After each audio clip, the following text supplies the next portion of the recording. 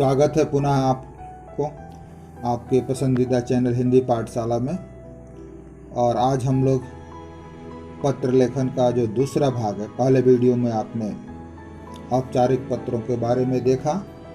आज हम इस दूसरे हिस्से में अनौपचारिक पत्र के बारे में आपसे बताएंगे।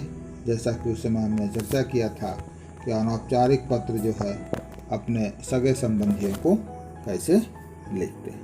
तो आइए आज हम लोग जो बात करेंगे अनौपचारिक पत्रों की बात करेंगे। अनौपचारिक पत्रों का प्रारूप में जो प्रारूप हमेशा ध्यान रखिएगा, विषय बिंदु अनौपचारिक पत्र के जो स्वरूप हैं उसके हिसाब से बदल जाएंगे।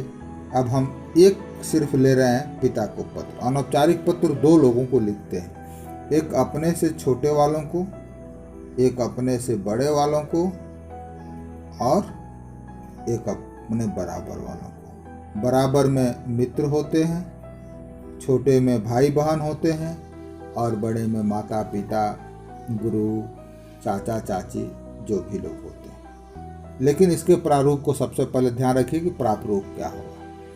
सबसे पहले हम कोई भी अनौपचारिक पत्र जब हम लिखते हैं तो सबसे पहले सेंडर्स यानी भेजने वाले का पता जो है नाम। जैसे मान लीजिए कि मैं आकाश बन करके एक पत्र लिख रहा हूँ तो अपना नाम लिखेंगे, जवाहर नवोदय विद्यालय, मान लीजिए कक्षा भी यहाँ लिख सकते, संत कबीर नगर उत्तर प्रदेश, और इसी के नीचे दिनांक लिख दें। यह पत्र हम पिताजी को लिख रहे हैं। यह पत्र हम किसको लिख रहे हैं? पिताजी को। ये संबोधन अलग अलग लोगों का अलग अलग होगा, ध्यान रखिएगा। अभी हम पिताजी को लिख रहे हैं तो ये तो सब में समान रहेगा। जो ऊपर बताया मैं, ये चाहे छोटे को लिखिए चाहे बड़े को लिखिए, सब में ये इतना तक तो हिस्सा जो है ये अपना एड्रेस, सेंडर्स का एड्रेस जो है ये बराबर रहेगा, नीचे दिनांक रहेगा। इसके बाद हम देखिए समय के हिसाब से,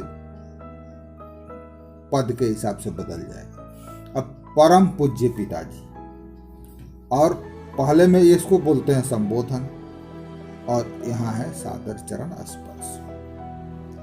ये संबोधन में भी परिवर्तन होता रहता है। आप किताबों में अलग अलग देखे होंगे।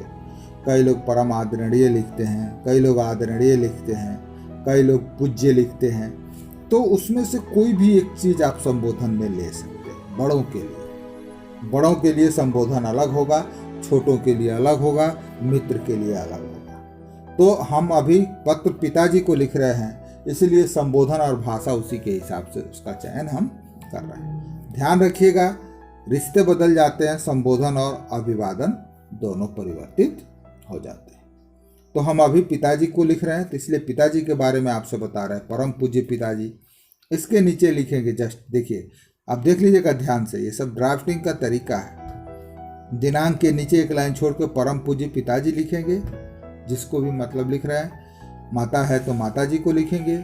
ये बदल सकता है, अलग अलग किताबों में अलग अलग दिया है। जो भी आप बड़ों के लिए सम्माननीय है, श्रद्धेय है, आदरणीय है, आप उसका इस्तेमाल कर सकते हैं, कुछ भी गलत नहीं। कई लोग सादर चरण स्पर्श, कई लोग सादर प्रणाम, ऐसे शब्द का भी प्रयोग करते हैं। तो हम जो सटीक शब्द है हमारे हिसाब से उसको मैं लेके आपके लिए उपस्थित हुआ हूँ।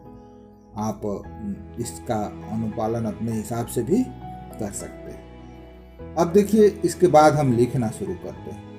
लिखने के लिए देखिए क्या चीज़ें कहाँ लिखा है, आपको बता दिया। परम पूज्य, यहाँ संबोधन लिख दिया, और जस्ट उसके नीचे एक लाइन, मतलब थोड़ा सा ऐसा झिक चौक करके लिखना है, ऐसा शिफ्ट करके, ताकि वो अच्छा दिखे। उसके बाद देखिए, ये नहीं एक ही लाइन में सब लिख देंगे। एक ही लाइन में सब लिख देंगे तो फिर पत्र का प्रारूप बहुत जरूरी है कि पत्र का जो सही ड्राफ्टिंग है वो होना चाहिए। अब देखिए, अब इसके बारे में लिखेंगे, शुरुआत कैसे करेंगे। आप भी जान रहे हैं कि यह पत्र हम बनावटी ही लिख रहे हैं। बहुत दिन बाद आपका पत्र प्राप्त हुआ, शुरुआत यूं ही करेंगे। या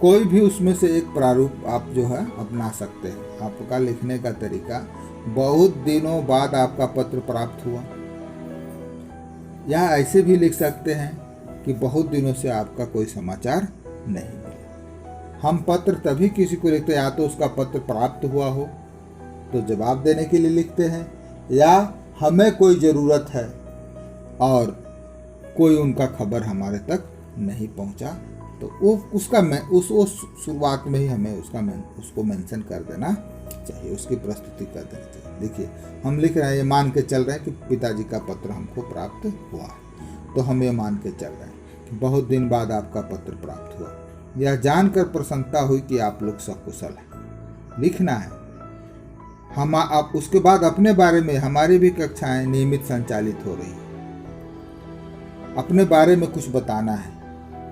अर्धवार्षिक परीक्षा का पाठ्यक्रम पूरा होने वाला है। अभी पिछले माह में आवधिक परीक्षा हुई थी। जो भी आपके बारे में अपनी जानकारियां हैं, कुछ अपने बारे में बनावटीपन की बातें ही इस पत्र में लिखनी है, लेकिन उसको लिख करके पत्र का जो फ्रेम है उसको पूरा करना है। अंग्रेजी को छोड़कर बाकी सभी विषय में अच्छे अंक आए हैं। इस बार प्रयास कर रहा हूं कि सभी विषय में अच्छे अंक आए। तो ये सभी अपनी एक्चुअली पत्र क्या है, पत्र है कि पिताजी को पत्र लिखते हुए अपनी पढ़ाई लिखाई के बारे में या अपनी पढ़ाई की प्रगति के बारे में जानकारी दीजिए। आप लिख सकते हैं। और आपकी कुछ नीड है, जैसे लिखा है इसमें कि आप जब स्कूल हमसे मिलने आएंगे तो न्यू लाइट अंग्रेजी ग्रामर की पुस्तक लाइएगा।